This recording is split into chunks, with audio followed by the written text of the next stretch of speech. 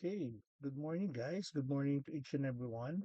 So for today's activity, so you are now going to have your proposed business, for your feasibility. So this is an individual activity, pero syempre, kapag nagkaroon na kayo ng groupings, um, ipe-present nyo to, no, sa grupo, and then the group will select kung ano ang business na gusto nyo i-push. Okay, so hopefully sana nga no, magkaroon kayo ng similarities doon sa mga proposal. And besides, kayo naman ang mamimili ng kagrupo nyo. So most likely may chance, no? May chance na magkasundo-sundo kayo with your proposal. But this time, I want you to consider kung ano ba talaga yung business na gusto mo. Okay? As in, literally, yung business na gusto mo.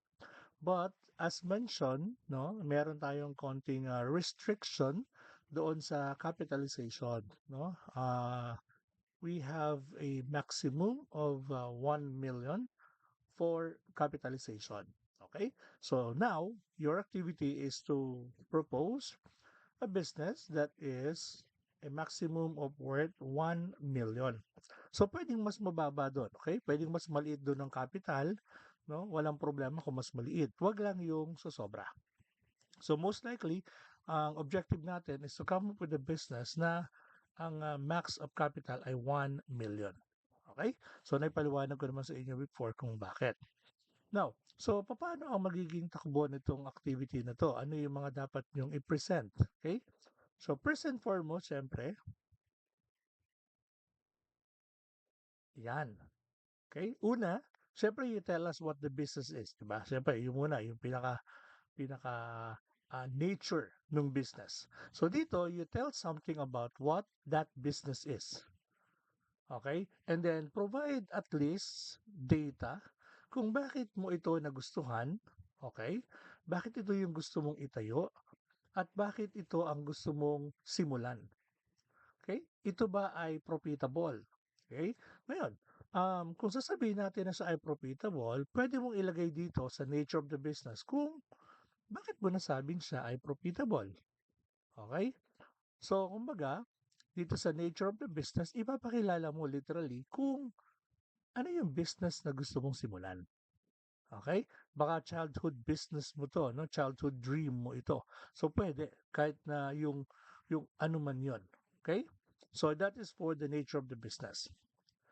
Number two, target market. Okay. Sino daw yung mga potential customer natin? Sa business na gusto mo, sino-sino kaya yung pwedeng maging target customer mo? Now, pagdating dito, pwede mong simulan by identifying kung yung business mo ba ay may preference kung male or female. Meron ba siyang preferred na age bracket? Okay, kasi may mga business na may age bracket, no? Or baka may specific group. Like for example, ah yung mga may inclination to sports kasi baka sports related yung business mo.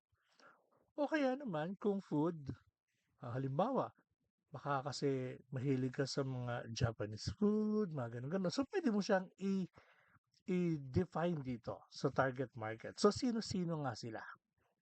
Okay? So yung location, kahit hindi na muna natin ilagay, no? Kasi pwedeng magbago yung location eh. Pero yung market nun, yun pa rin syempre. And lastly, isa sa pinaka-importante sa lahat, syempre, ay yung innovation. So, anong klase ng innovation yung gagawin natin o gagawin mo doon sa business? Kailangan kasi, di ba, sabi ko nga sa inyo, kailangan innovated. So, what kind of innovation or changes yung i-implement natin with your business? Okay, we need to be very clear about it, ha? Dapat malinaw tayo doon. Kung ano ba yung changes na i-apply natin. Okay? Kasi dapat pagka nagtayo tayo ng business, kahit na ito ay existing na, ito ay dapat may innovation na nangyari.